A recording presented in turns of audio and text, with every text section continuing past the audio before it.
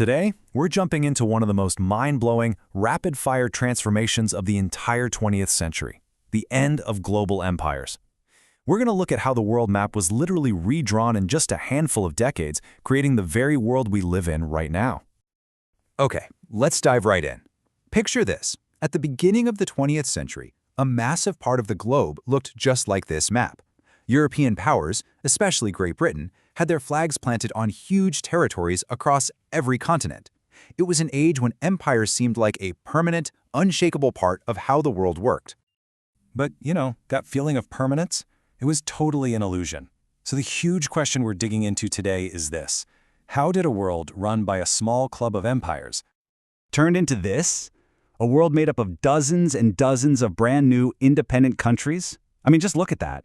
This map shows the incredible tidal wave of change that swept across the planet, completely rewiring the global system in the span of a single generation.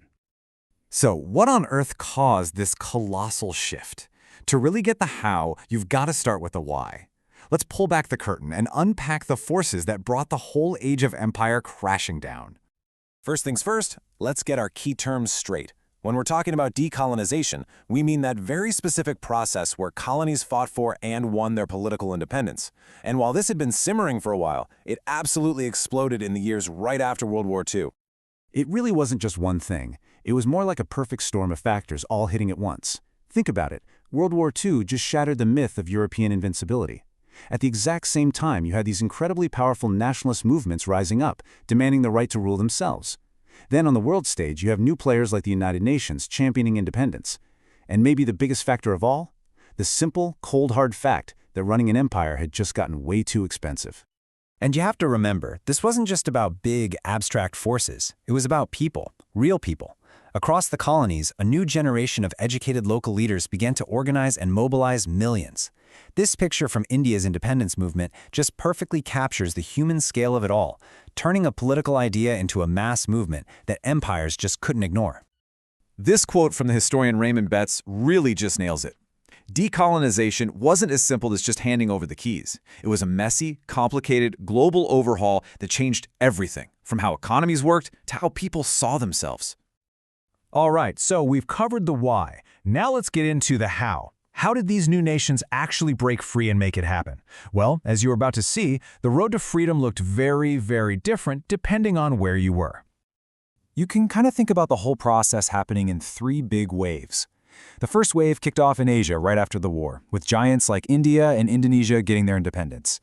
Then the famous winds of change started blowing across Africa, leading to this really rapid decolonization there. The final wave, well, that was often the most brutal, involving long, drawn-out wars in places that had large, dug-in European settler populations. And the methods, they were all over the map too. For some nations, like India and Ghana, independence came through negotiations and constitutional handovers. But for others, like Algeria and Vietnam, the only path forward was through long, bloody, armed struggle. And then you had places like Kenya, where the conflict was supercharged by European settlers who violently resisted losing their privileged position. The attitude of the colonizing power also made a massive difference. The British generally had this policy of gradual reform, which usually, not always, but usually led to a more negotiated transfer of power. The French, on the other hand, often tried to assimilate their colonies, basically trying to make them overseas parts of France.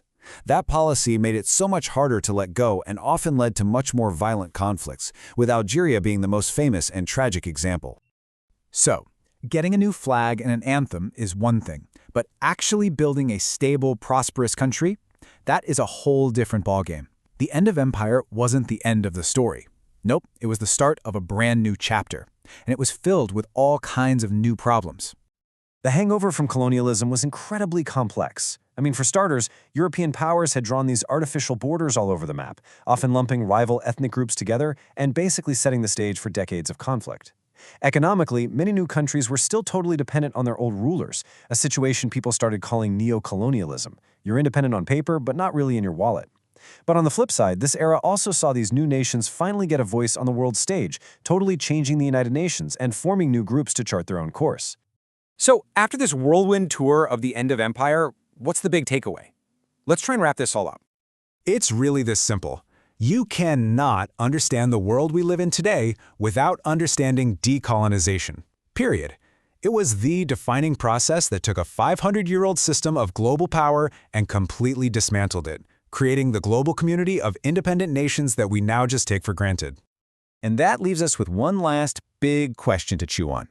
The official empires, the flags, the governors, they're all gone. But in a world that's still so clearly shaped by economic inequality and cultural power, has colonial influence really truly ended? Now that is something to think about.